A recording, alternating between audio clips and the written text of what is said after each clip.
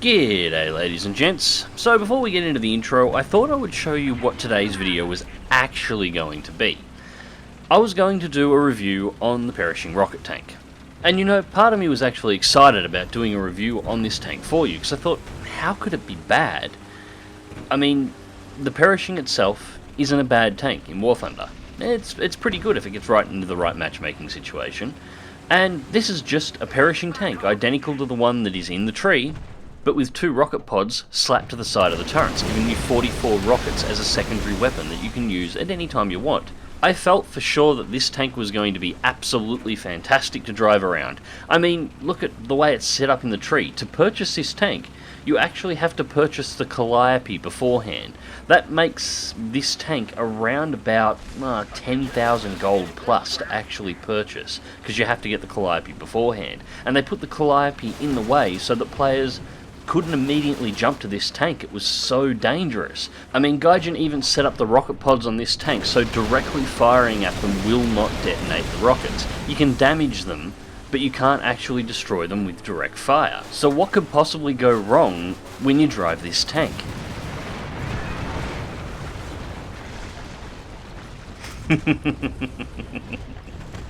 Okay, so all jokes aside, this thing is a bucket of shit, and I could not get together enough usable footage to actually make a video review out of it. The key problem here is that I said that no direct fire can destroy the rocket pods. Watch this. This is a trick shot and a half. AAA fires the 37mm round, it clears the hill, and on the downslope hits the mantlet, shatters in half, and the indirect shatter detonates the rocket racks. The thing gets destroyed by shrapnel. If you detonate a high explosive round on the edge of the turret, if a shell ricochets off the turret into the rocket racks, anything like that happens at all, the rockets will immediately detonate. You cannot drive this tank into combat while the rocket racks are full or even have a single rocket in them, because the detonation of a single rocket will cause an ammo rack that will destroy your tank completely. And the explosion is always 100% fatal, because the explosion will take out your internal ammo racks, and if by some fantastic miracle that doesn't happen, the explosion of a single rocket rack is large enough to cover all of the crew members inside of your tank. So even if the tank survives overall the detonation of the rocket, your crew members won't, and your tank will be rendered inoperable due to crew death. This is over 10,000 gold for a tank that drives around quite literally with its ammo racks on the outside. Well, I suppose technically I did just review the perishing rocket tank. I just managed to do it in under 3 minutes. Go me. You know, I really did want the perishing rocket tank to be good, and I wanted to give a good review on it. I actually like the idea of the tank, and I think it looks really cool, but it's just not. 40 drive outs in the tank, and I would say 30 of them were deaths as a result of what you just saw. And because of the way the ricochet mechanic works on the front of the turret, anything in the game, and I mean anything, the little 20mm armed German Panzer that you get as a reserve can bounce a shot off the front of the perishing's armor into the rocket rack and cause a detonation that'll wipe out the tank. It's just got such a horrible weak spot. But anyway, on to the real content. This is the BF-109 E-4. I've shown a little bit of this in a vlog in the past, specifically my first fly out in the plane. We're now fully upgraded. We're actually fully upgraded within 6 battles of me beginning to fly this aircraft, and it is fantastic. Well, I should probably be really clear on this, alright? This is not a new player aircraft. A new player with no experience on how to fly an RB is going to jump into this plane, and they're going to find a reasonably good aircraft. They're going to find an aircraft that is on par with their experiences with the E3, which, if you look at the stat cards for the E3 and the E4, would indicate that this would be the right feeling to have about this particular aircraft. But it's not. If you are a slightly more experienced pilot with a firm grasp of energy fighting tactics and how they apply specifically to the BF-109 series of aircraft, you are going to get into this plane, and what you are going to find is the most powerful fighter in the game, sub-battle rating 3. In experienced hands, this plane will outclimb the MC-202. It will almost maintain a 1-to-1 with a Spitfire in a maneuvering fight. It has MGFFMs on board as its primary cannon. that's Minengeschoss available at battle rating 2.7. It can maintain almost 500 kilometers an hour in level flight, and to finish it off, it has some of the best energy retention of any fighter in its battle rating. It is so good in those situations where you get up tiered at maximum, that is your 2.7 fighter finds itself in a 3.7 battle rating match. You're not going to care. Your plane is just as competitive there as it is anywhere else. It is an exceptional aircraft, it really is. And what I'm going to show you today is me just pulling apart a Russian team. And this was easy. So, my first target selected himself for me. The Yak 7 made it quite clear in chat he knew exactly who I was and that he was intending to kill me. So, pull upwards at about a 25-degree climb, wait till the Yak loses all its energy trying to pursue, light it on fire, back to the throttles, back to altitude. We've got a Yak 1 over there we need to deal with. Now, the Yak 7 and the Yak 1 were probably the two most dangerous aircraft on this team. The Yak 7 is now dealt with. If we remove the Yak 1, the remainder of the enemy team is mainly Lag 366s, Lag 333s and Lag 334 premiums, along with a single I-16 Type 24. Now there goes the Yak 7, that's my first kill of the match. We're lining up on the Yak 1 now. I'm just waiting to get it right underneath me before I begin my rollover. And just when I was about to tip the E-4 over into a dive, I decided to abort. The Yak 1 is now dove down towards the deck. He has two aircraft on him that I can see. There's a P-40 up here that needs to be dealt with next. Prioritise targets by altitude, not by power. So the P-40 looks like it's been taken out. Now we turn back on the Yak. And it was a good thing I turned around when I did then, because I spotted a second Yak 7, so I can now keep it in the back of my mind. There is a Yak 7 on the deck that is going to have to be dealt with as well, if it's not killed by the time I get down there. So the MC-202 is still engaging the Yak 1, and at this point the Yak 1 still looks undamaged. If the MC-202 can get guns on target and do some damage on this pass, I won't engage the Yak 1, I'll leave it for him. However, if the Yak 1 gets through undamaged, which it did, I'll put it down. It was taking too long. I can't afford to leave this plane alone. So the Yak 1 pilot doesn't recognise it yet, but he's my second kill. Open up the throttles and go back for altitude. Now you'll notice I was overheating and actually had a timer up at the dive-in. That is the one thing with the E-4. It does require some engine management. It will overheat fairly regularly when you push it, but it's very easy to control if you time your throttle pullbacks. So let the timer run for as long as you want, providing it doesn't get under a minute. As you tip over to engage an aircraft, pull the throttles back to zero so you don't overspeed. This will give you more control in a dive, and simultaneously accelerating in a dive by having your throttles at zero cools the engine down almost instantly. It'll be frustrating when you're first starting to do this, but once you get used to it, it's second nature and it won't even bother you. This plane's overheating is, I'd call it moderate, but it's so easily controllable I wouldn't consider it to be a problem.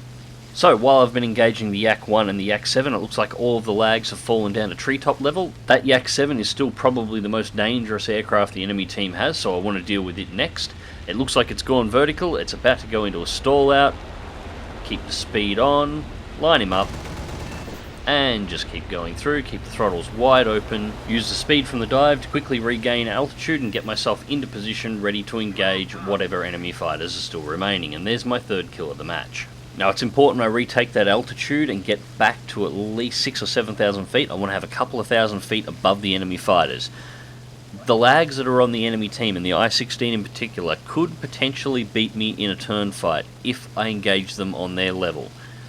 But with a slight altitude advantage just sitting above them, this plane is untouchable. So, a quick touch of the tab button shows me that there are still 4 enemy aircraft remaining.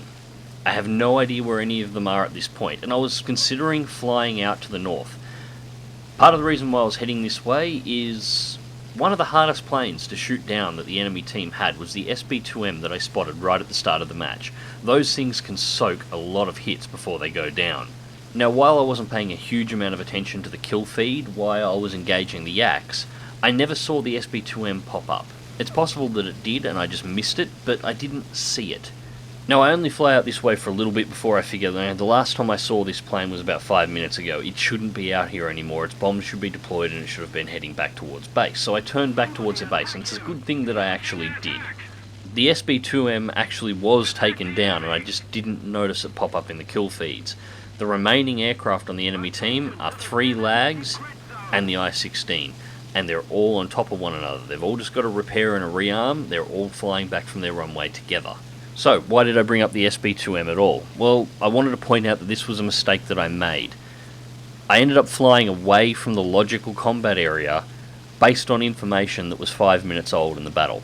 I went looking for an aircraft where I saw it during my initial climb, well after the battle had already passed. And that was a mistake. Even if the aircraft was still alive, that SB2M wouldn't have been in that direction. So I flew away from the fight.